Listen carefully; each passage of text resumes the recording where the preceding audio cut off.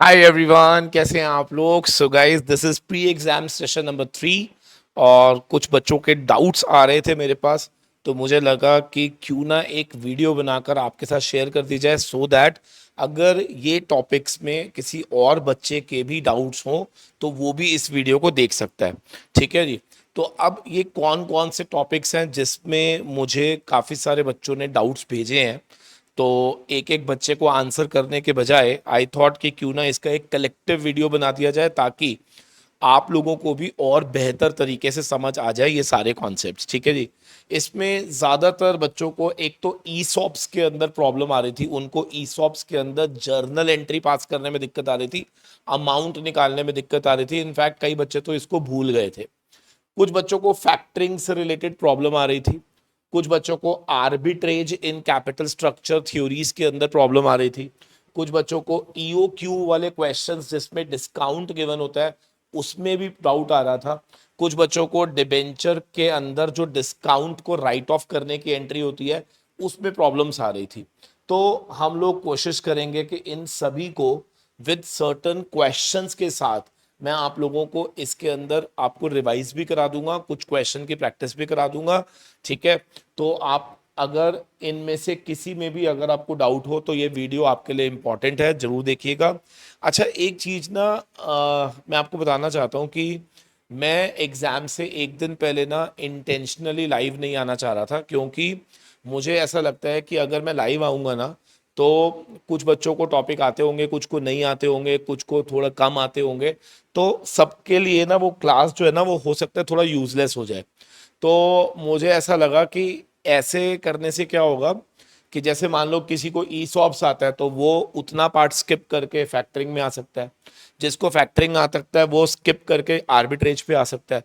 तो आप अपनी कन्वीनियंस के हिसाब से इस क्लास को मैनेज कर सकते हो, आपको पूरी क्लास देखने की जरूरत नहीं पड़ेगी। ठीक है जी।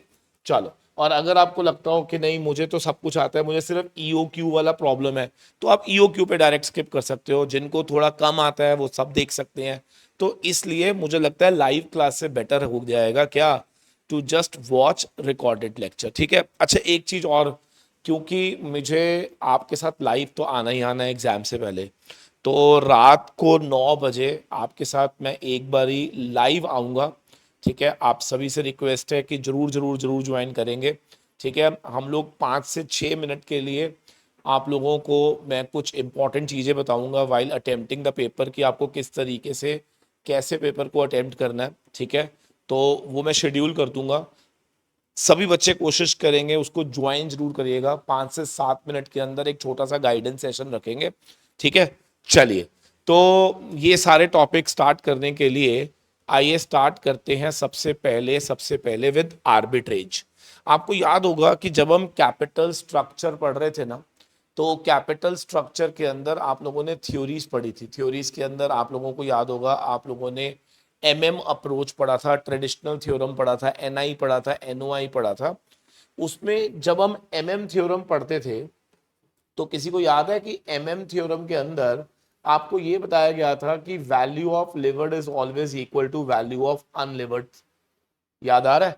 लिवर्ड कंपनी यानी कि जिस कंपनी में डेट होता है that is always equal to value of unlevered company, अगर they are identical in all respect. सबको याद होगा। और इन केस अगर अगर क्वेश्चन में टैक्स रेट गिवन हो तो हमने ये भी पढ़ा था कि levered will be equal to unlevered plus debt multiplied by tax rate. ठीक है ना। ये तो आपको याद होगा कि एमएम के अंदर आप लोगों ने ये कॉन्सेप्ट पढ़ा था। और फिर एमएम ने कहा था कि अगर कभी ऐसा नहीं हुआ कि लिवर्ड और अनलिवर्ड दे आर अनइक्वल, तो वहां पर there will be a possibility of arbitrage. वहां पर एक आर्बिट्रेज पॉसिबिलिटी आएगी।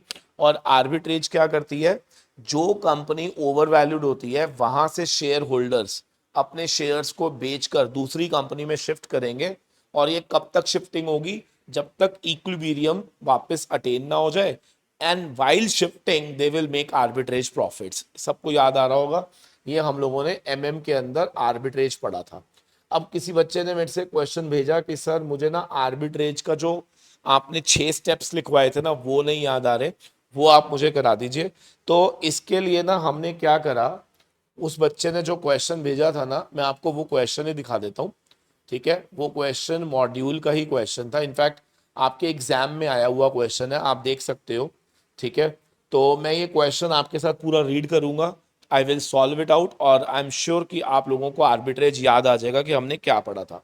इस क्वेश्चन में ध्यान से देखो क्या लिखा है। टू कंपनीज है, P and Q belong to the equivalent risk group. Two companies are identical in every respect except Q जो है वो लिवर्ड है एंड पी जो है वो अनलिवर्ड है। Q is levered whereas P जो है दैट इज अनलिवर्ड। ठीक है जी, ठीक है sir. The outstanding amount of debt of the levered company is 6 lakh रुपए, यानी कि लिवर्ड कंपनी में एक डेट है 6 लाख रुपए का, जिसका कूपन रेट है 10%। ठीक है ना, और अनलिवर्ड में तो आपको मालूम है डेट होता ही नहीं है। ठीक है सर। अदर इंफॉर्मेशन के अंदर इन्होंने आपको दे दिया कि this is P limited, this is Q limited, दोनों का एबिट गिवन है, ये सब गिवन है, आपको सब कुछ गिवन है। ठीक है ना। आपसे ही क्वेश्चन में ये पूछा गया, एक इन्वेस्टर के पास 5% शेयर थे क्यू लिमिटेड के अंदर, show the process and by what amount he could reduce his outlay through use of arbitrage process, और क्या ये प्रोसेस में कोई लिमिट है या नहीं। तो देखो, पहले तो आर्बिट्रेज होगा या नहीं, इसके लिए आपको याद होगा स्टेप नंबर 1 हम लोगों ने ये पढ़ा था कि हम लोग क्या करेंगे, वैल्यू निकालेंगे ऑफ लिवर्ड कंपनी यानी कि क्यू, फिर वैल्यू निकालेंगे अनलिवर्ड कंपनी यानी कि पी, और अगर लिवर्ड अनलिवर्ड के बराबर नहीं हुआ तो हम यहाँ पे क्या बोल देंगे कि according to MM arbitrage is possible. ठीक है ना, आप अपना रजिस्टर खोल सकते हैं, बिल्कुल हमने ऐसे ही पढ़ा है। ठीक है ना, बिल्कुल हमने ऐसे ही पढ़ा है क्लास के अंदर कि इन केस अगर लिवर्ड और अनलिवर्ड की वैल्यू बराबर ना हो तो यस आर्बिट्रेज पॉसिबल होगा। ठीक है जी, ठीक है सर। अब यहां पर अगर मैं आपसे बोलूं कि मुझे क्यू की वैल्यू चाहिए, तो क्यू की वैल्यू कैसे आएगी, आओ देखो जरा। क्यू का मार्केट वैल्यू ऑफ इक्विटी दिया हुआ है 4.5 लाख, और वैल्यू ऑफ डेट दिया हुआ है 6 लाख। तो वैल्यू ऑफ इक्विटी भी दिया हुआ है, वैल्यू ऑफ डेट भी दिया हुआ है, दोनों को प्लस कर दो तो यहां पर आ जाएगा 10.5 लाख रुपए। ठीक है सर। और अगर हम पी की बात करें तो यहाँ पे सिर्फ इक्विटी दिया हुआ है 10 लाख, क्योंकि इसमें डेट नहीं है। तो आप देख सकते हो वैल्यू ऑफ क्यू जो है वो 10.5 है, वैल्यू ऑफ पी जो है वो 10 है, यानी कि they are unequal, therefore arbitrage is possible. Step number 1 arbitrage में हमेशा क्या चेक करना है कि क्या दोनों की वैल्यूज बराबर है या नहीं। अगर वैल्यूज बराबर नहीं है तो यस एमएम के अकॉर्डिंगली आर्बिट्रेज होगा। और आर्बिट्रेज में हम क्या करते थे, जितने भी लोग ओवर वैल्यूड कंपनी में है, क्या वो यहां से अपने शेयर को बेचकर क्या यहां पर आएंगे, याद आ रहा है। यस, और यही चीज उन्होंने लिख दिया। उन्होंने कहा भी एक इन्वेस्टर के पास 5% इक्विटी शेयर थे क्यू लिमिटेड के अंदर, क्यू लिमिटेड के अंदर आपके पास 5% इक्विटी शेयर थे, और अब आप यहां से बेचकर यहां पर शिफ्ट हो रहे हो, तो बताओ आपको किस तरीके से आर्बिट्रेज गेन आएगा। तो चलिए इसके अंदर अब हम नेक्स्ट स्टेप बनाएंगे। देखिए, आर्बिट्रेज गेन करने के लिए ना, to find out arbitrage gain, हम यहां पर सबसे पहले क्या करेंगे, स्टेप 1 के अंदर, इनफैक्ट स्टेप 2 कर सकते हो, ऊपर हेडिंग डाल देना आर्बिट्रेज गेन। ठीक है ना, आर्बिट्रेज गेन निकालने का स्टेप्स क्या है। सबसे पहले 5% आपके पास कंपनी में शेयर थे, कौन सी कंपनी में, एल के क्यू के अंदर, और आप यहां से अपने शेयर बेच रहे हो। तो पहले तो यहां पे लिखना होगा amount received by selling 5% shares in Q Limited। अब आप चेक करके देखो, यहां पर साफ दिया हुआ है Q लिमिटेड में वैल्यू ऑफ इक्विटी दी हुई है 4.5 लाख। तो बेटा जी 5% शेयर की वैल्यू 4.5 लाख का 5% क्या 22,500 आ जाएगा, 22,500। क्या यहां तक क्लियर है। यस। स्टेप 3, स्टेप 3 लिखो जरा। आपने इस कंपनी में शेयर बेच के इतना पैसा आ गया, अब आपने क्या करना है, दूसरी कंपनी में, यानी कि यहां से आप यहां शिफ्ट हो रहे हो ना, तो आपने पी के अंदर जाकर क्या वापस 5% शेयर खरीदने हैं। ठीक है ना, पी के अंदर जाकर आपको 5% शेयर खरीदने हैं। तो अब आप यहां पे लिखेंगे अमाउंट रिक्वायर्ड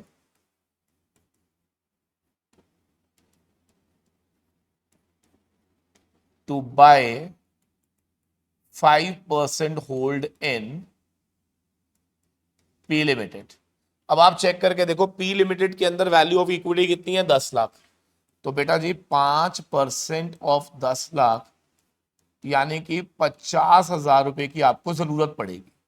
आपके पास आए कितने हैं, 22,500। अब आपको चाहिए कितने, 50,000। नेक्स्ट स्टेप में लिखो शॉर्टेज। बताओ कितना आपको यहां पर शॉर्टेज आ गया बेटा, 50,000 माइनस 22,500 यानी कि 27,500 रुपए की आपके पास शॉर्टेज आ गई। तो मेरे ख्याल से बहुत सिंपल है, 3 स्टेप कैसे करे मैंने। पहला, जिस कंपनी से आप शेयर बेच रहे हो उस कंपनी से कितना पैसा आया, जिस कंपनी में खरीद रहे हो उसमें कितना पैसा आपको चाहिए, दोनों में आपको कितना डिफरेंस और पे करना पड़ेगा, तो वो आपकी शॉर्टेज हो गई। यहां तक क्लियर है, ठीक है। अब यहां पर आपको चेक करना है स्टेप नेक्स्ट के अंदर कि जब मैं इस कंपनी में बेच रहा हूं शेयर, आप सोचो जिस कंपनी से आप बाहर आ रहे हो, तो क्या उस कंपनी से जो आपको इनकम मिलती थी क्या वो लॉस हो जाएगा, यस। तो यहां पे लिखेंगे loss of income in Q limited. बच्चा कहता क्यों, अरे भैया जब आपने इस कंपनी के शेयर ही बेच दिए तो इस कंपनी से आपको जो इनकम मिलती थी वो तो अब आपको नहीं मिलेगी ना, यस सर।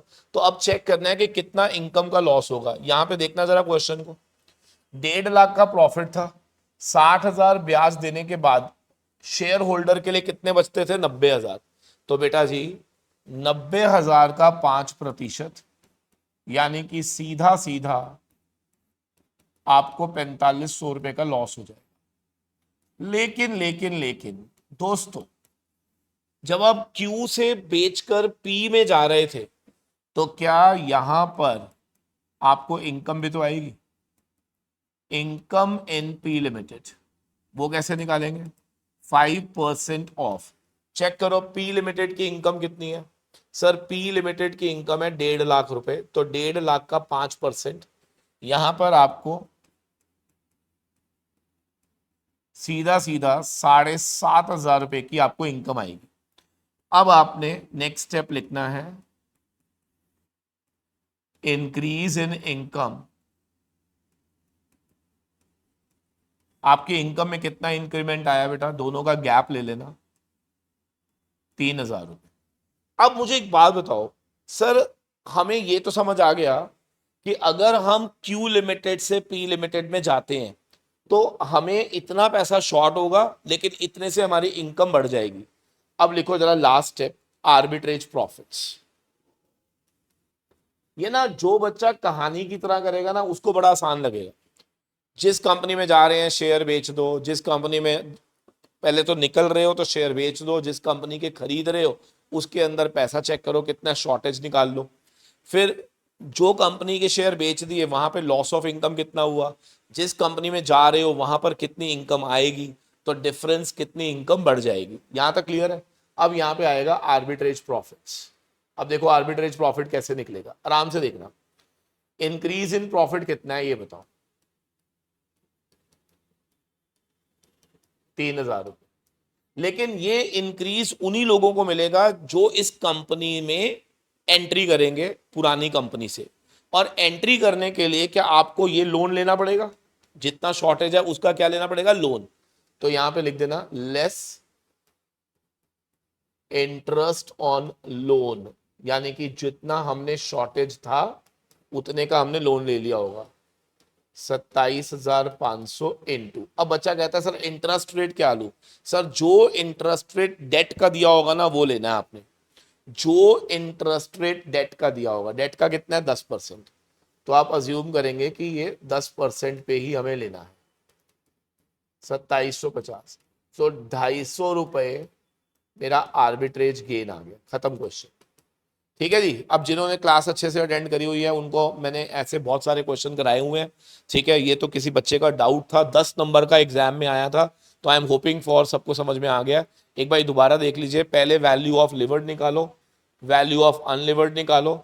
ठीक है, जब एक बार वैल्यू ऑफ लिवर्ड और अनलिवर्ड निकल आएगी ठीक है, वैल्यू ऑफ लिवर्ड और अनलिवर्ड निकल आएगी, तो वहां से पहले चेक करो वो इक्विलिब्रियम अगर नहीं है तो according to MM arbitrage possible होगा।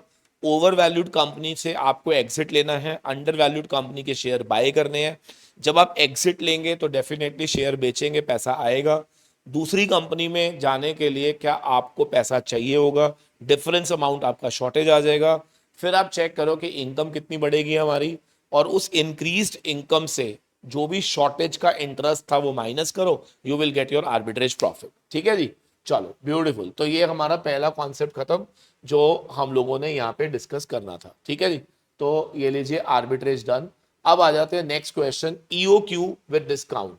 देखिए आप सबको मालूम है कि जब भी हम ईओक्यू पढ़ते हैं, वैसे तो आपको मालूम होगा फॉर्मूला होता है twice of A O divide by, root में डाल दो। ठीक है, लेकिन कई बार ऐसा होता है कि हम लोगों को डिस्काउंट्स ऑफर किए जाते हैं, और जब डिस्काउंट ऑफर किए जाते हैं, ये मैंने आपकी बुक का ही एक इलस्ट्रेशन पिक कर लिया। ठीक है, आप क्वेश्चन को एक बार ही पढ़ेंगे। X Y Z limited manufacture special product follows a policy of EOQ for one of its component, the component detail given है, परचेज प्राइस गिवन है 200, ordering cost, purchase price, ordering cost, carrying cost यानी कि सी दिया हुआ है। आपको याद होगा जब भी कैरिंग कॉस्ट परसेंटेज में होती थी तो हम 10% ऑफ परचेज प्राइस कर देंगे, तो यहां पर आ जाएगा 20 रुपए, सिंपल। ठीक है, the company has been offered 2% price off the component provided lot size minimum कितना रखना पड़ेगा 2000। आपको निकालना है ईओक्यू, एडवाइस करना है कि हमारा कितना quantity discount, advice whether the quantity discount जो है वो हमें एक्सेप्ट करना चाहिए या नहीं। और तुम्हारा आंसर चेंज हो जाएगा क्या अगर हमें 5% डिस्काउंट मिले, वो भी ऑन अ सिंगल ऑर्डर। आइए समझते हैं। इस क्वेश्चन में ना मिसप्रिंट था, लिख लीजिए एनुअल कंजम्पशन 4000 है। अब देखो हम इस क्वेश्चन को कैसे करते हैं, ठीक है ना, आराम आराम से देखेंगे। सबसे पहले तो अपन नॉर्मल ईओक्यू निकालेंगे विदाउट कंसिडरिंग डिस्काउंट।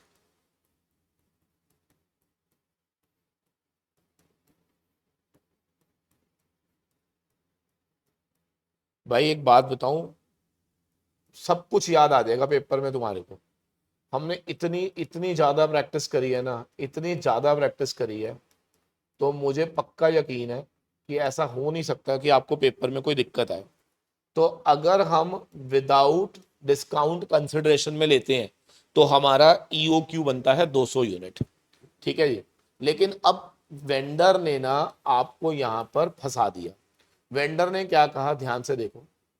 वेंडर ने कहा कि या तो आप 2-2 हजार का लॉट साइज करो, या एक बार में सारा माल मंगा लो 4000 यूनिट्स का। अगर आप 2-2 हजार करोगे ना तो हम आपको यहाँ पे कुछ डिस्काउंट देंगे। देखिए यहाँ पे कोई डिस्काउंट नहीं है, यहाँ पे 2% है और यहाँ पे 5% है। परचेज प्राइस की अगर मैं बात करूं तो परचेज प्राइस यहाँ पे दिया हुआ है 200, 200 एंड 200। लेकिन दोस्तों सबको मालूम है कि यहाँ पे जब 2% का डिस्काउंट आएगा तो डेफिनेटली परचेज प्राइस जो है वो इसका 98% हो जाएगा। आपके पास 2% निकाल के माइनस भी कर सकते हो, या डायरेक्ट 98% कर दीजिएगा, एक ही बात आएगी। ठीक है, तो दिस विल बी 196, और इसका 95% कर देना तो ये आ जाएगा 190। ठीक है ना, तो ये परचेज प्राइस आ गया। फिर उसके बाद ऑर्डरिंग कॉस्ट का जहां तक सवाल है वो फिक्स्ड है 100 रुपये पर ऑर्डर। कैरिंग कॉस्ट का जहां तक सवाल है वो है 10%। ठीक है ना, तो यहां पर जब आप 10% करोगे तो 200 का करोगे, यहां पर आप जब 10% करोगे तो 196 का करोगे, यहाँ पे 10% करोगे तो 190 का करोगे। ठीक है जी, और ऐसा करने से यहाँ पर आएगा 19 रुपये 60 पैसे, और यहाँ पर आएगा 19 रुपये। तो मेरे ख्याल से हमारे पास ऑर्डरिंग कॉस्ट भी आ गई, सी भी आ गया, सब कुछ निकल आया। ठीक है जी, ऑर्डर साइज मैंने आपको पहले ही लिख दिया। अब आपको क्या करना है, याद है ना, हम यहाँ पे क्या निकालेंगे, purchasing cost, ordering cost, carrying cost, और जहां सबसे मिनिमम होगा क्या वो वाला हम लोग एक्सेप्ट कर लेंगे, चलेगा। ठीक है, अब आप मुझे बताओ परचेजिंग कॉस्ट। साल में माल कितना खरीदना है, 4000। एक यूनिट कितने की है, 200। साल में माल कितना खरीदना है, 4000। एक यूनिट कितने की है, 196। साल में माल कितना खरीदना है, 4000। एक यूनिट कितने की है, 190। मेरे ख्याल से 200, 196, 190 कहां से आया, क्लियर है। 200 विदाउट डिस्काउंट, 2% डिस्काउंट, 5% डिस्काउंट, 4000 कहां से आया? ये मेरी एनुअल कंजम्पशन है। ऑर्डर साइज कुछ भी हो, पूरे साल में क्या 4000 यूनिट आएंगी? ठीक है सर। फिर आ जाता है ऑर्डरिंग कॉस्ट। ऑर्डरिंग कॉस्ट के लिए अगर आपको याद हो तो हमें क्या निकालना पड़ता था? Number of orders. क्या निकालना पड़ता था? Number of orders. Number of order कैसे आएंगे, कौन बताएगा? देखो, साल में 4000 यूनिट आप ऑर्डर कर रहे हो, ठीक है, और यहाँ पे ऑर्डर साइज है 200, तो number of orders 4000 upon 2000, number of orders 4000 upon 4000, number of orders, into में कर दो ऑर्डरिंग कॉस्ट जो कि 100 रुपए है। ठीक है बेटा, कोई प्रॉब्लम तो नहीं है। अब आ जाती है कैरिंग कॉस्ट। कैरिंग कॉस्ट का याद करो फिनोमिना क्या था? जितना माल मंगाओगे उसका आधा कैरी करेंगे। जैसे यहाँ पे 200 मंगाएंगे तो कैरी कितना करेंगे? 100, इनटू कैरिंग कॉस्ट कितनी है? 20। यहाँ पे 2000 मंगाएंगे तो कैरी कितना करेंगे? 1000। कैरिंग कॉस्ट कितनी है? 19.6। यहाँ पे 4000 मंगाएंगे तो कैरी कितना करेंगे? 2000 इंटू 19। बस इन तीनों को जोड़ दो, जहां सबसे कम आएगा क्या वो आपका ईओक्यू कहलाएगा। क्या सबको क्लियर हो गया? तो मेरे ख्याल से अगर ईओक्यू का क्वेश्चन आता है, डिस्काउंट वाला क्वेश्चन आता है, तो इस तरह से टेबल बनाना है। कोई प्रॉब्लम आनी नहीं चाहिए। बहुत अच्छे से हमने बहुत सारे क्वेश्चंस करे हुए हैं इस पे। ठीक है, वो तो एक बच्चे ने कहा था कि सर मैं भूल रहा हूं तो मेरे को याद करा दो, तो ये मैंने फिर सोचा सबको ही याद करा देते हैं। ठीक है जी, चलो। तो मेरे ख्याल से ये वाला कॉन्सेप्ट भी हमारा समझ में आता है। फिर आ जाता है ये वाला कॉन्सेप्ट, यहाँ पे लिखा हुआ है डिबेंचर का डिस्काउंट राइट ऑफ करना है। सर अगर आपको याद हो ना तो डिस्काउंट को अगर मान लो writing off the discount on debenture का क्वेश्चन आ जाता है, तो हमने ये पढ़ा था कि डिस्काउंट को राइट ऑफ किया जाता है on the basis of amount जो आप यूज करते हो। मैं आपको एक एग्जांपल दिखाता हूं, याद करेंगे। मान लो एक कंपनी ने 12% डिबेंचर, 100 रुपए ईच, मान लो 1000 डिबेंचर, ठीक है जी, 1000 12% डिबेंचर 100 रुपए ईच, मान लो इशू करे हैं आपने एट द रेट ऑफ 96। ठीक है जी, इस तरह से, और लिखा हुआ है रीपेबल एज फॉलोस, यानी कि उसकी जो रिडम्पशन है ना वो कुछ इस प्रकार होगी। यहां पे लिखा हुआ है ईयर एंड 1 2 3 4, ठीक है ना, इस तरह से लिखा हुआ है ईयर एंड 1 2 3 4। अब मान लेते हैं कि यहां पर जो रिडम्पशन हो रही है ना वो कुछ इस तरह से है। फर्स्ट ईयर के एंड में हम रिडीम करेंगे 20,000, सेकेंड ईयर के एंड में हम रिडीम करेंगे 30,000, थर्ड ईयर के एंड में हम रिडीम करेंगे 20,000, और फोर्थ ईयर के एंड में हम रिडीम करेंगे 30,000।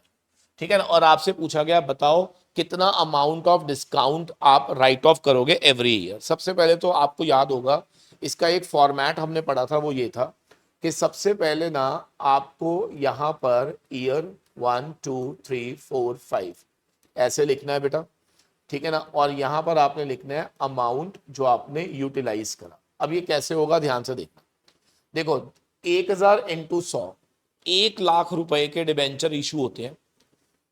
आपने ईयर एंड पे 20,000 रीपे करे हैं, ईयर एंड पे, तो इसका मतलब पहले साल क्या आपने पूरा 1 लाख यूज करा, और फर्स्ट ईयर के एंड पे आपने 20 रीपे कर दिया, तो सेकेंड ईयर में यूज कितना हुआ? 80,000। फिर सेकेंड ईयर के एंड में आपने 30 और रीपे कर दिया, तो थर्ड ईयर में कितना यूज हुआ? 50,000। थर्ड ईयर के एंड में आपने 20 और रीपे कर दिया, तो यहां पे कितना यूज हुआ? 30,000। और यहां पर आपने 30 और रीपे कर दिया, तो एंड में आपने यूज करा ही नहीं। ठीक है ना, तो बेसिकली ये आपके पास अमाउंट्स आ गए। अब चाहो तो इसको काट भी सकते हो, ठीक है ना, जब फिफ्थ ईयर के अंदर कुछ यूज ही नहीं हुआ तो वो हटा दिया हमने। अब हमने यहाँ पे क्या करना था? टोटल करना था इन सभी अमाउंट्स का। कुछ याद आ रहा है? इन सभी अमाउंट का क्या करो? टोटल। तो ये आ जाएगा 2,60,000। अब रेशो बना लो, 1/260, 80/260, 50/260, 30/260, ठीक है ना, इनटू में जो भी अमाउंट ऑफ डिस्काउंट है। बताओ, 100 रुपए वाला 96 में इशू करा, यानी कि 4 रुपए का डिस्काउंट है 1000 रुपए के ऊपर, 1000 डिवेंचर इंटू 4, 4000 का टोटल डिस्काउंट है, तो इंटू कर देना 4000। तो क्या आपके पास amount of discount return of every year आ जाएगा? यस, खत्म। और आपको एंट्री तो याद ही होगी, डिस्काउंट को राइट ऑफ करने की एंट्री क्या होती है सर, जो भी डिस्काउंट होता है उसको हम पी एंड एल से राइट ऑफ करते हैं। तो एंट्री क्या होगी, P and L account debit to discount on issue of debenture every year with this amount, first year में इतना, सेकंड में इतना, थर्ड में। इसको प्रोपोर्शनेट मेथड बोलते हैं। एक अगर आपको याद हो तो इसमें मेथड और था जिसको हम बोलते थे इक्वल इंस्टॉलमेंट मेथड। उसमें क्या होता था कि रिडम्पशन लमसम होती थी एंड में। अब क्योंकि बिल्कुल एंड में एक ही बार रिडम्पशन हो रही है तो हर साल फिर इक्वल राइट ऑफ होता था। ठीक है ना, चलो वेरी गुड। तो मेरे ख्याल से ये वाला टॉपिक जिस बच्चे का भी डाउट था वो हो गया होगा। अब आ जाते हैं फैक्टरिंग और ईसॉप्स पे। देखो फैक्टरिंग में कहने को करवा देता हूं बट मुझे थोड़ा सा ना, देखो मैं ना एक चीज नोटिस करिए, ICSI is very unpredictable right now. तो कोई भी स्टेटमेंट यहां पर ऐसा लगता है कि टीचर्स जो स्टेटमेंट देंगे आईसीएसआई कल पेपर के अंदर उसको उलट देगा। ठीक है, तो इसलिए मैं कोई स्टेटमेंट नहीं देना चाहता बट यस, फैक्टरिंग पे कोई एज सच क्वेश्चन आपके मॉड्यूल में नहीं है, थोड़ा सा टॉपिक जरूर दिया हुआ है। तो आप इस पर जो भी मैं प्रैक्टिकल क्वेश्चन करवा रहा हूं उसको समझने की कोशिश करेंगे कि उसके अंदर मेन इंटेंट क्या है। ठीक है ना, देखो अगर आपको याद हो तो फैक्टरिंग एक ऐसी सर्विसेज थी जहां पर हम लोग एक फैक्टर को अपॉइंट करते थे जो हमारे रिसीवेबल्स को मैनेज करता था। याद आ रहा है, factoring is a service where हम लोग अपॉइंट करते थे एक फैक्टर को जो हमारे रिसीवेबल्स को क्या करता था, मैनेज करता था। यस सर, तो अगर आपको याद हो ना, हमसे ये पूछा जाता था कि क्या ये फैक्टरिंग सर्विसेज हमें लेनी चाहिए या नहीं लेनी चाहिए। तो इसके लिए ना अगर आपको याद हो तो हम लोग कॉस्ट बेनिफिट एनालिसिस हम लोग चेक करते थे कि फैक्टरिंग से रिलेटेड हमारे पास क्या कॉस्ट आ रही है और उससे रिलेटेड क्या बेनिफिट्स आ रहे हैं। अगर बेनिफिट ज्यादा हैं कॉस्ट से तो हम क्या बोलते थे, yes factor services should be taken. अगर कॉस्ट ज्यादा है तो factor services should not be taken. Clear है, ठीक है। अब यहां पर सवाल था कॉस्ट क्या है, तो देखिए कॉस्ट में सबसे बड़ी कॉस्ट जो है वो कमीशन है। ठीक है ना, और दूसरे नंबर पे आ जाती है इंटरेस्ट। अब इंटरेस्ट कब आता है बेटा, जब भी आपने कोई एडवांस लिया होता है फैक्टर से तो उसके ऊपर डेफिनेटली इंटरेस्ट कंपोनेंट आ जाता है। और बेनिफिट्स की अगर मैं बात करूं तो यहां पर सेविंग इन बैड डेट्स, ठीक है ना, सेविंग इन बैड डेट्स या फिर सेविंग इन एडमिन कॉस्ट, ये सब चीजें बेनिफिट्स में आ जाती हैं। फिर हम कंपेयर करते थे, ठीक है ना, और अगर कॉस्ट बेनिफिट में अगर बेनिफिट ज्यादा है तो फैक्टर सर्विसेज ले लेनी चाहिए। तो हम लोगों ने ना इसका क्वेश्चन बहुत अच्छे से करा हुआ है। ठीक है, तो मैंने ना एक क्वेश्चन लिया है, हालांकि ये क्वेश्चन मैं खुद बोल रहा हूं कि ये क्वेश्चन थोड़ा सा ना आपके पॉइंट ऑफ व्यू से, बिकॉज ये प्रोफेशनल एग्जाम के अंदर फैक्टरिंग का क्वेश्चन आया था, हो सकता है थोड़ा सा हैवी हो, लेकिन जो मेरा इंटेंट है ना समझाने का वो मैं समझा पाऊंगा। तो जरा सामने देखते हैं क्या है। देखो एबीसी लिमिटेड ट्रेडिंग कंपनी, उसकी एनुअलाइज टर्नओवर दी हुई है 4000 lakh, out of which 2800 lakh on credit है। आपको याद होगा जब भी हम फैक्टरिंग का क्वेश्चन करते थे ना तो कॉस्ट बेनिफिट एनालिसिस के लिए सबसे पहले आपको निकालने होते थे डेटर्स। और अगर आपको याद हो तो स्टेप नंबर 1 में जब आप डेटर निकालते थे तो क्या debtors are based on credit sales. तो क्वेश्चन में हमें क्रेडिट सेल्स चाहिए होती है जो कि कितनी दी हुई है, 2800 लाख। टोटल सेल आपको कोई लेना देना नहीं होता, इसको आप क्रॉस कर देना। मुझे क्या चाहिए होता है बेटा, क्रेडिट सेल जो कि मुझे मिली हुई है। वो कह रहा है कि हमारा एवरेज कलेक्शन पीरियड 90 दिन है और प्रेजेंटली रिसीवेबल कलेक्शन कॉस्ट वो तो छोड़ो, एवरेज कलेक्शन पीरियड 90 डेज है। ठीक है जी, तो सबसे पहले डेटर कैसे निकलेंगे, अगर 90 डेज हमारा एवरेज कलेक्शन पीरियड है तो आपको याद होगा डेटर का फॉर्मूला क्या था, 90 into credit sales per day. तो हम क्या करेंगे, क्रेडिट सेल्स पर डे निकालने के लिए 2800 लाख, एक साल में 360 दिन लेने हैं, डिवाइड बाय 360 कर देंगे। ठीक है जी,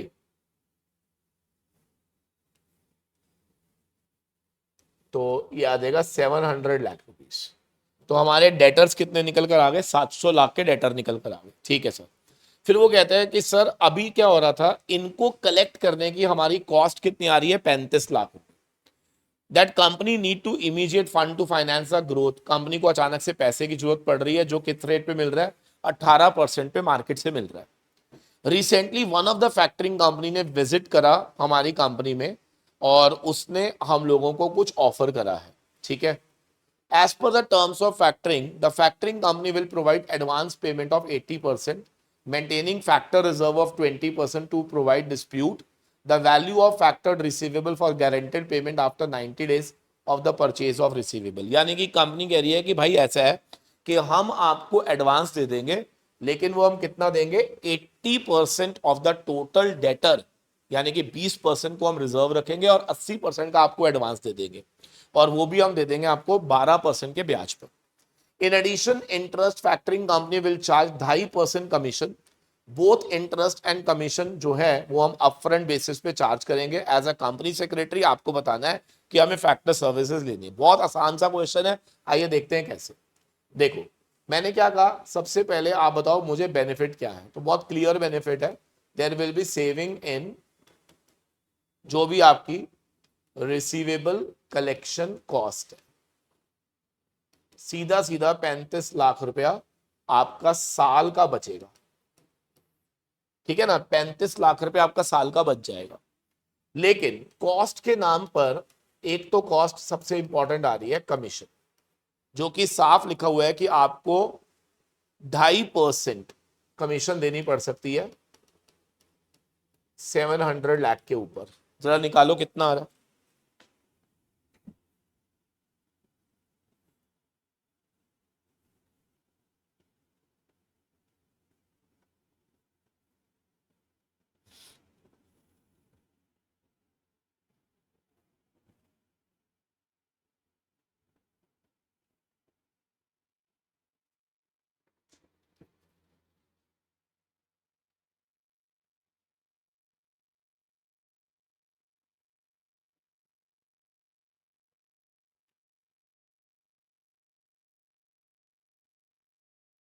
ये आ रही है 17.5 लाख।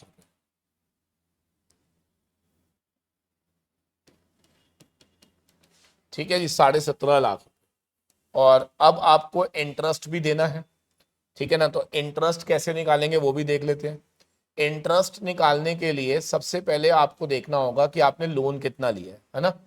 आपको क्या चेक करना है, आपने लोन कितना लिया, तो ध्यान से देखेंगे 700 लैक्स माइनस 20% रिजर्व, यानी कि जो आपको लोन मिलेगा वो 80% ऑफ 700 लाख मिलेगा। ठीक है जी, जो कि कितना आएगा, 140 लाख हटा दो,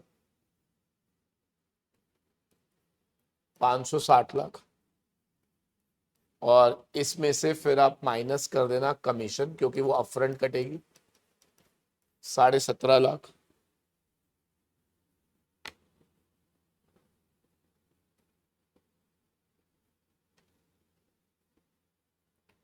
यहाँ पे आएगा 542.5 लाख। ठीक है जी, और इंटरेस्ट जो है ना वो 12% के हिसाब से 90 डेज के लिए कैलकुलेट हो जाएगा।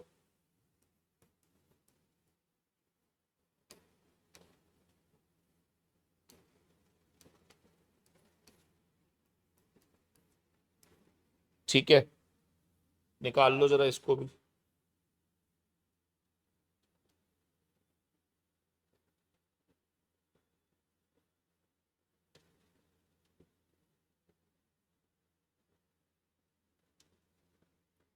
सर ये आ रहा है 16.275।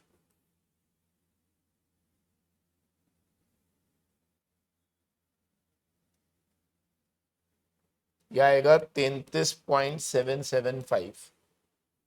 ठीक है जी, ये आ गया हमारा।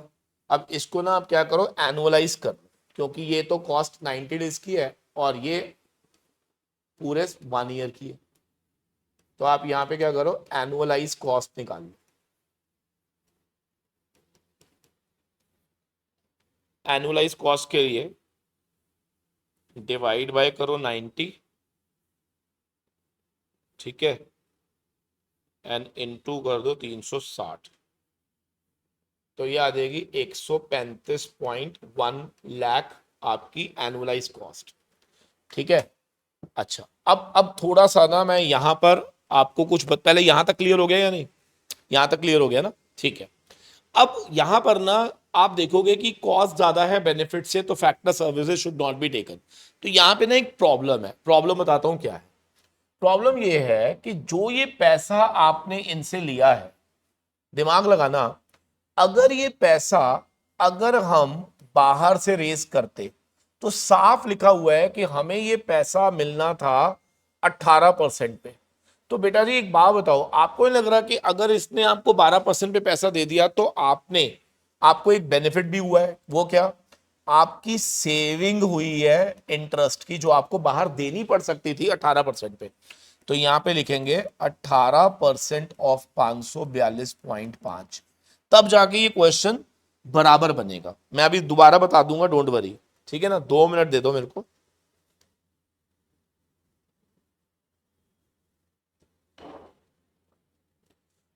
$97.65,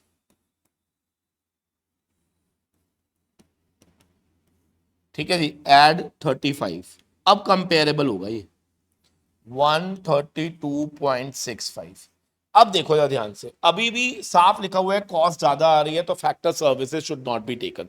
ओके फाइन, वंस मोर दोबारा बता देता हूं, ठीक है ना? दोबारा बता देता हूं, ध्यान से देखो।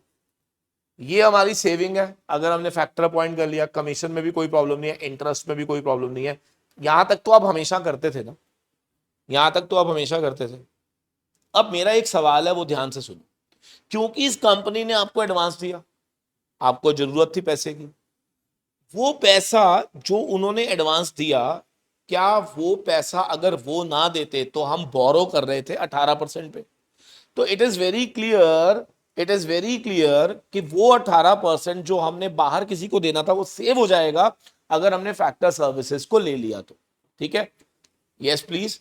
तो हमने इस अमाउंट का 18% निकाला और हमने चेक करा तो ये अभी भी बेनिफिट कम है, किससे? कॉस्ट से। तो हम यहां पे क्या बोलेंगे? Factor services should not be taken. क्या यहां तक क्लियर हो गया? Come on, very good. तो this is how we need to attempt the question. मैं, एक बच्चा कहता है सर आपने ना क्लास में ना एक क्वेश्चन कराया था, उसमें आपने ना ये स्टेप नहीं करा था, ये मैंने रेड पेन से जान के लिखा। तो क्यों नहीं करा था वो भी मैं बताया, तो आप चेक कर लेना क्वेश्चन। एक्चुअली में ना उस क्वेश्चन में क्या हो रहा था, बिना इसे ऐड करे पहले से ही बेनिफिट जो था ना वो कॉस्ट से ज्यादा था। अभी मैंने ऐड भी नहीं करा था और पहले से ही बेनिफिट ज्यादा था, तो फिर क्या मैंने सीधा बोल दिया कि फैक्टर ले लो? समझ आ रही है? लेकिन इस क्वेश्चन में क्योंकि बेनिफिट कम आ रहा था तो मुझे ये चेक करना पड़ेगा, ठीक है ना? तो उस क्वेश्चन में ना एक्चुअली में ना ये भी नहीं दिया हुआ था कि हमारी अपॉर्चुनिटी कॉस्ट क्या है, तो इसीलिए वहां पर ये पॉइंट इग्नोर कर दिया था हमने। तो आप कैसे कह सकते हो, जो क्लास में हमने क्वेश्चन करा था उसमें आप इसको ऐसे याद रख सकते हो कि अगर मान लो बेनिफिट पहले से ही ज्यादा बिना ऐड करे, तो फिर अगर आप ये पॉइंट इग्नोर करोगे तो भी चलेगा। नहीं तो अगर कभी भी opportunity cost of money given होना तो ये आपको 100% कंसिडरेशन में लेना चाहिए, ये ध्यान रखना। क्या सबको क्लियर है या नहीं? बोलो। चलिए, बहुत बढ़िया। तो मेरे ख्याल से ये वाला पॉइंट अब हमें समझ में आ गया होगा। ठीक है, लॉक कर दे बेटा इसको, लॉक कर दे, जल्दी जल्दी बोलो। हाँ सर, लॉक कर दो सर। बिल्कुल, देखो वैसे ही करा हुआ है। 135.1 इसकी एनुअलाइज कॉस्ट है। देखो आपकी भी एनुअलाइज कॉस्ट कितनी है? 135.1, और ये इसकी सेविंग है। ठीक है ना? तो बिल्कुल इसी तरीके से आपने पेपर में अटेम्प्ट करना। हालांकि ये क्वेश्चन फाइनल में आया था तो बट मेरे को लगा मैं फिर भी एक बार ही करा देता हूँ, आपको कॉन्फिडेंस आ जाएगा। मेरे को पता नहीं क्यों लगता है, क्योंकि स्टडी मैट में ना फैक्टरिंग पे क्वेश्चन है नहीं, तो मे भी ऐसा लग रहा है कि शायद वो ना भी पूछे आपसे। ठीक है, चलो। तो अब चलते हैं जरा next next next next next next. और कौन सा टॉपिक था जो बच्चे ने पूछा? ईसॉप्स। भाई इसमें तो बवाल मचा पड़ा। नहीं सर, हाँ यार ये वाला टॉपिक थोड़ा सा करा दो, इसमें ना हमें बड़ी दिक्कत हो रही है। ईसॉप्स में बच्चों को दिक्कत हो रही है, क्यों दिक्कत हो रही है? पहले मैं आपको उसके पीछे का रीजन बता देता हूँ कि what is the problem with the ESOPs. Actually में ना ईसॉप्स का ना, अगर आप अपना स्टडी मैट खोलोगे ना तो उन्होंने ना ईसॉप को सॉल्व करने के ना 2 तरीके दिए हुए हैं अलग अलग चैप्टर में।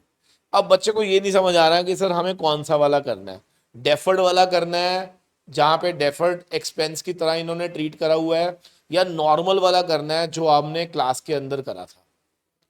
ठीक है ना? तो ये एक प्रॉब्लम बच्चे को आ रही है।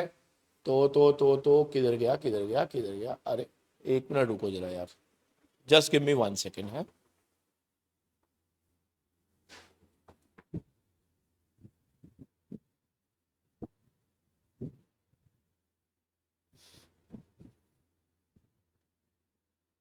एक सेकेंड।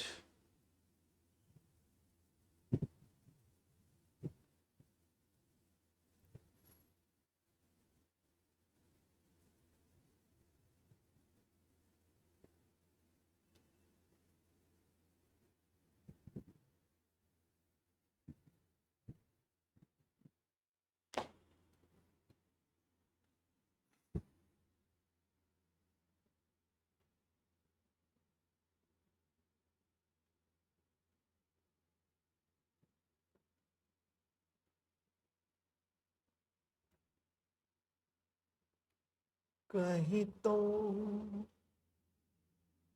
कहीं था मुझसे जाने।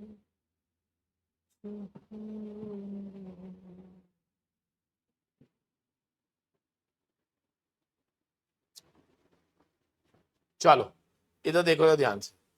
हम लोगों ने ना वैसे क्लास में ये वाला मेथड पढ़ा था, तो आप डेफर्ड वाला जो एक मेथड आपको एक क्वेश्चन दिखेगा ना वो छोड़ देता, जिसमें हमने एम्प्लॉय कॉम्पनसेशन टू आउटस्टैंडिंग करा था, फिर P&L से एम्प्लॉय कॉम्पनसेशन एक्सपेंस को राइट ऑफ करा था। यही वाला मेथड करना है, डेफर्ड वाला आप छोड़ दीजिएगा, ये आपको ज्यादा बेटर समझ आएगा। ऑल्दो सिर्फ जर्नल एंट्री का खेल है, कॉन्सेप्ट सेम है, ठीक है जी। चलो आइए अब विदाउट वेस्टिंग टाइम मैं आपको ईसॉप का क्वेश्चन एक बार याद करवा रहा हूं कि इसमें हमने कैसे पढ़ा था। आपको याद होगा ईसॉप्स के अंदर सबसे पहले आती थी एक ग्रांट डेट, एक होती थी वेस्टिंग डेट, एक होती थी एक्सरसाइज डेट। याद आ रहा है? याद करो, ग्रांट एक होती है ग्रांट डेट, जहां पर आपको ये राइट ग्रांट किया जाता है, यहां पर जो राइट्स होते हैं वो अर्नड हो जाते हैं, और यहां पर आप उन्हें एक्सरसाइज करके शेयर्स में कन्वर्ट कर लेते हो। इस पीरियड में इनको हम बोलते हैं अनवेस्टेड ऑप्शंस, इसको बोलते हैं वेस्टेड ऑप्शंस। यही पढ़ते थे ना। तो अगर मान लो एक कंपनी ने ईसॉप्स अपने एम्प्लॉयज को ऑफर करे हैं, है ना, अपने एम्प्लॉयज को ईसॉप्स अगर ऑफर किए गए हैं, तो उसके लिए हमें किस तरीके से इनका ट्रीटमेंट करना है, ये सवाल पूछा गया था। ठीक है जी, ध्यान से देखेंगे जरा। एबीसी लिमिटेड ने ग्रांट करा 1000 एम्प्लॉयज स्टॉक ऑप्शन, यानी कि आपने 1000 एम्प्लॉय स्टॉक ऑप्शन आपने दिए हैं, और वो भी 40 रुपए के हिसाब से, जबकि मार्केट प्राइस चल रहा था 160। तो अगर आपको याद हो तो सबसे पहला कॉन्सेप्ट होता था वैल्यू ऑफ कॉम्पनसेशन कितना है, आप कितने का कॉम्पनसेशन देने जा रहे हो, पहले ये देखना है। तो जितना आप ईसॉप इशू करोगे multiplied by market price minus जितने में आप इन्हें इशू करोगे, यानी कि 160 वाली चीज 40 में दे रहे हो तो 120 रुपए सस्ती दे रहे हो। तो दोस्तों क्या 1,20,000 रुपए क्या हमारा कॉम्पनसेशन एक्सपेंस आ गया? ठीक है। फिर वो कहता है द वेस्टिंग पीरियड 2.5 साल है, यानी कि आपको 2.5 साल दिए जाएंगे वेस्ट करने के लिए। इसका मतलब ये हो गया कि हमें 2.5 साल के अंदर इसे राइट ऑफ करना है। तो अगर ऐसा है तो पर ईयर आपको जो राइट ऑफ करना होगा वो कैसे करेंगे? 1,20,000 डिवाइड बाय 2.5, 1,20,000 डिवाइड बाय 2.5, ये आ जाएगा 48,000। तो आप हर साल 48 करके राइट ऑफ करोगे, ठीक है जी। और आपको 1 साल के अंदर अंदर एक्सरसाइज करना है जब भी वेस्ट हो जाएगा। 300 अनवेस्टेड ऑप्शन लैप्स हो जाती हैं 1 मई को, 600 ऑप्शन एक्सरसाइज हो जाती है, और 100 वेस्टेड ऑप्शन लैप्स हो जाती है। तो बेसिकली ना हमें यहां पर ये सीखना है कि जब तक लैप्स नहीं हो रही तो एंट्री क्या करनी है, अगर कोई लैप्स हो जाएगा, अनवेस्टेड लैप्स हो जाएगा, तो एंट्री क्या करनी है, एक्सरसाइज की एंट्री क्या करनी है, और वेस्टेड ऑप्शन की एंट्री क्या करनी है। ठीक है, ठीक है सर। अब प्लीज ध्यान से देखेंगे। सबसे पहले तो आपको मालूम होगा कि जैसे फर्स्ट ईयर है आपका 1 अप्रैल 2000, इसको 2000, 2010, 2020 कुछ भी बोलो, क्रॉस में कुछ भी भर दो। इस ईयर को देखो, पहले ना ईयर लिखना आना चाहिए आप। देखो,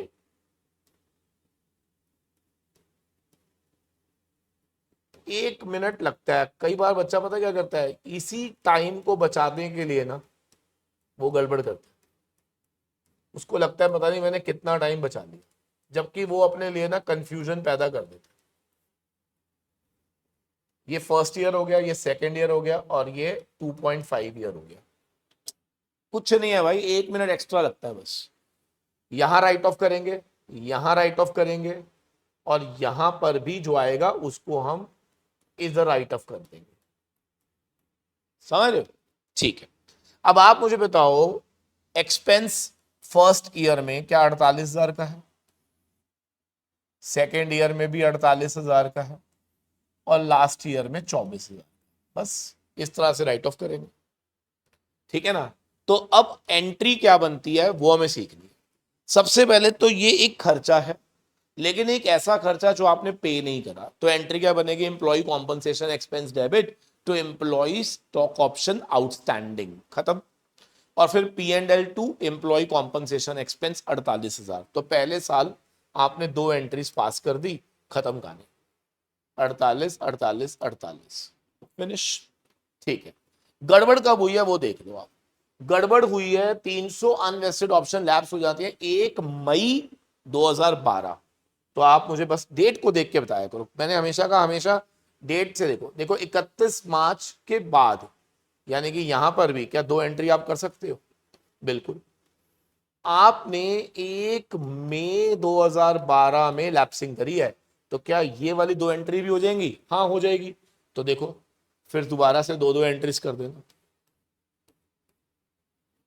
खत्म हो गया। तो अब मेरा एक सवाल है, सोच के बताना। जब आपने ये एंट्रीज 2 बार यहां करी, 2 बार यहां करी, तो क्या मैं ये मान के चलूं कि 96,000 से आप ऑलरेडी लॉस बुक कर चुके हो? यानी कि आप 96,000 का लॉस ऑलरेडी बुक कर चुके हो, ये ध्यान रखना, ठीक है ना। 24,000 का लॉस आपको और बुक करना था, लेकिन उससे ही पहले क्या हुआ सर? उससे पहले ये हो गया कि हमारी 300 अनवेस्टेड ऑप्शन लैप्स हो गई। तो अब यहां पर दोबारा से रिकैलकुलेशन करनी पड़ेगी। कैसे करेंगे? अब वो कह रहे हैं कि 300 ऑप्शन अगर लैप्स हो गई हैं, तो इसका मतलब सही मायने में 1000 के बजाय कितनी रह गई? 700। 700, और ये हमारा एक्सपेंस अब 1000 इंटू 120 ना होकर क्या 700 इंटू 120 होगा, जो कि यहां पर आ जाएगा 84,000, 84,000। लेकिन आपने एक चीज नोटिस करी भाई, हम ऑलरेडी कितना राइट ऑफ कर चुके हैं? 96,000, और हमारा खर्चा ही कितना है? 84,000। ओहो, तो क्या 12,000 से क्या हम एक्सेस राइट ऑफ कर चुके हैं? हाँ। तो बेटा जी, अब फर्दर राइट ऑफ करने की जरूरत नहीं है, कुछ नहीं करना, बस 12,000 रुपए जो आपने एक्सेस राइट ऑफ किया है, क्या उसके लिए आप एक रिजर्व क्रिएट करेंगे। तो अब यहां पे देखो, 12,000 रुपए से हमने एंट्री को रिवर्स करा, अपनी लाइबिलिटी को कम करके क्या रिजर्व में डाल दिया 12,000, खत्म हो गया। ठीक है, बिल्कुल क्लियर है? Yes sir. अब आ जाते हैं, 600 लोगों ने एक्सरसाइज करा, 300 का तो काम खत्म, 600 लोगों ने एक्सरसाइज करा। अब जिन लोगों ने एक्सरसाइज करा उन्होंने पैसा दिया होगा, तो यहां पे एंट्री लिखो, bank debit to share capital to security premium. ठीक है, आराम आराम से देखना। ये जो 600 लोग हैं, इन्होंने आपको जो पैसा दिया है, कैसे अमाउंट भरे जाएंगे वो समझना है बस आप। अगर आपको ये अमाउंट भरना आ गया तो काम खत्म। और यहां पे एम्प्लॉय स्टॉक ऑप्शन आउटस्टैंडिंग भी आएगा बेटा, ठीक है ना। यहां पे एम्प्लॉय स्टॉक ऑप्शन आउटस्टैंडिंग जो आपने क्रिएट करा था, क्योंकि वो फाइनली पे करने जा रहे हो, तो वो लाइबिलिटी आपको खत्म करनी है। अब अमाउंट की बात देखते हैं क्या है। हमने ऑफर दिया था 40 में, फेस वैल्यू थी 10, जबकि मार्केट प्राइस चल रहा है 160, तो क्या 150 रुपए का क्या प्रीमियम आ गया? क्या कर रहे हो सर, दोबारा देख लो। कैपिटल के आगे हमेशा फेस वैल्यू आती है, जितने में ऑफर किया गया था उतना प्राइस बैंक में आएगा, पैसा ले लेंगे हम उनसे, लेकिन वो मार्केट में बिक रहा था 160, यानी कि 160 रुपए में बिक रहा है 10 वाला, तो क्या 150 रुपए प्रीमियम पे बिक रहा था। और यहां पर क्या 600 इंटू 90 आ जाएगा? 90 क्यों आएगा सर? वाई 90? 90 आएगा, 120, 120 आएगा शायद। हाँ 120, ये है ना, 120 रुपए सस्ता ही तो दे रहे हो। लो जी, खत्म हो गया। ये एक्सरसाइज की एंट्री हो गई। और अब आ जाती है एंट्री फॉर लैप्सिंग। तो लैप्सिंग की एंट्री क्या करेंगे, कोई बताएगा? अब 100 लोगों ने और लैप्स कर दिया, तो भाई उनके लिए employ stock option outstanding debit to general reserve कर दो। 100 लोगों ने जिन्होंने और लैप्स करा है, 12,000 से एक एंट्री और कर दो। ये लीजिए, खत्म क्वेश्चन। इजी। Yes sir. तो मेरे ख्याल से ईसॉप्स के अंदर जब भी क्वेश्चन आएगा तो आपने यही वाली एंट्रीज पास करनी है। डोंट गेट कंफ्यूज्ड विद कि सर वहां पर हमें और दूसरी एंट्रीज भी गिवन है। ठीक है ना? ठीक है सर, बिल्कुल क्लियर हो गया। अब ईसॉप का अगर आप कहते हो तो एक क्वेश्चन मैं आपको और करा सकता हूं। ये लीजिए, एक क्वेश्चन मैं आपको और करा देता हूं। थोड़ा सा ये वाला क्वेश्चन थोड़ा सा डिफिकल्ट है, ठीक है, बट मुझे लगता है अगर आप करोगे तो इजी लगेगा। आइए देखते हैं कैसे। P limited granted option of 8,000 equity share, nominal value 10 रुपए ऑन 1 अक्टूबर। ध्यान से देखो, नॉमिनल वैल्यू 10 रुपए है, 1 अक्टूबर को आपने ग्रांटिंग करी है, 2010 लिख देते हैं। 80 रुपए में ग्रांट कर रहे हो, मार्केट प्राइस 170 था, यानी कि 170 माइनस 80, 170 रुपए माइनस 80 रुपए, यानी कि 90 रुपए आपको यहां पे लॉस हो रहा है। तो 8,000 इंटू 90, आपकी जो वैल्यू आएगी 7,20,000 आएगी। टाइम पीरियड 4.5 साल है। तो पर ईयर अगर आप राइट ऑफ करोगे तो 7,20,000 डिवाइड बाय 4.5 करेंगे। ये वाली कैलकुलेशन तो बिल्कुल आपके खून में होनी चाहिए।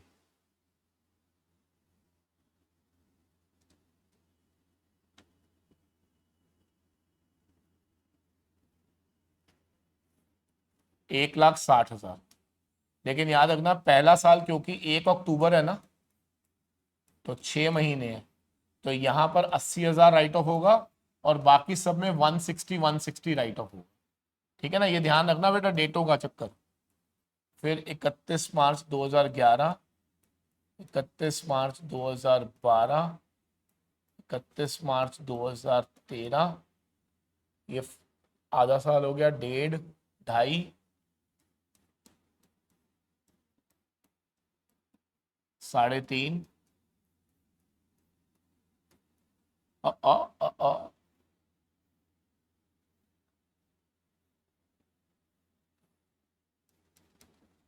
सही है ना? ये तमीज हो गई हमारी। ठीक है, ठीक है सर। 4,000 अनवेस्टेड ऑप्शन लैप्स होती है 1 दिसंबर 2012 में। अब ये समझने वाली बात है, यहां लैप्सिंग हो रही है, यहां पे लैप्सिंग हो रही है। तो भाई एक बात बताओ ना, तो इसका मतलब 80,000 की दो एंट्री, 160 की दो एंट्री और 160 की दो एंट्री। एक सेकेंड ना, एक एंट्री 80,000 की करोगे, 160 की दो करोगे ना बस। ये वाली एंट्री तो यहां होनी है, ठीक है। तो आप पहले 80-80 की दो एंट्री करो और 160-160 की दो एंट्री करो। देखो, 80-80 की दो एंट्री, 160-160 की दो एंट्री। अब यहीं रुक जाओ। अब यहां पर जैसे ही हमें पता चला कि कुछ लोग भाग गए, तो आपको कैसे करना है देखो जरा।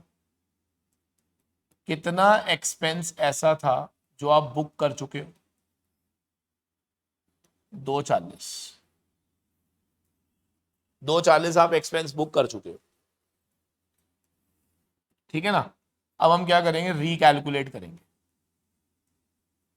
क्योंकि यहां पे लिखा हुआ है 4000 अनवेस्टेड ऑप्शन जो थी वो भाग गए, लैप्स हो गई। तो इसका मतलब रियल में 8 नहीं थी, 4 थी।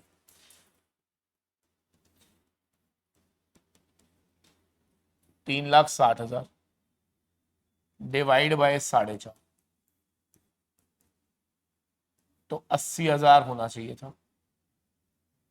कितना होना चाहिए था? 80,000। तो पहले साल 80 के बजाय 40 आना चाहिए था, और दूसरे साल 160 के बजाय 80 आना चाहिए था, और अब हर साल भी 80-80 ही आना चाहिए था, यही था ना। तो अब असूलन देखा जाए तो हमारे पास 2 सालों में 120 हमें राइट ऑफ करना था, और हमने कर कितना दिया? 240 राइट ऑफ कर दिया, यानी कि आपने 1,20,000 से ज्यादा राइट ऑफ कर दिया। तो बेटा जी फिर क्या करेंगे हम? Outstanding to general reserve by 120। तो यानी कि पहले पुराने वाले को निपटा दो।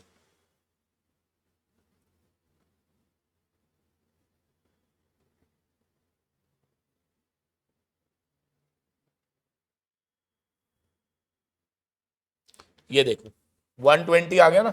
ये 120 कैसे आया समझ आया? वेरी सिंपल ना। देखो पहले पुरानी कैलकुलेशन में तुमने 240 राइट ऑफ कर दिया, एज पर न्यू कैलकुलेशन आपको 120 राइट ऑफ करना चाहिए था। जितना एक्स्ट्रा राइट ऑफ किया वो हम लोगों ने हटा दिया, खत्म। अब अगले साल से क्या दोबारा से 80-80-80 राइट ऑफ करना शुरू करो, ठीक है ना। अब हर साल कितना करो? 80-80 राइट ऑफ करेंगे।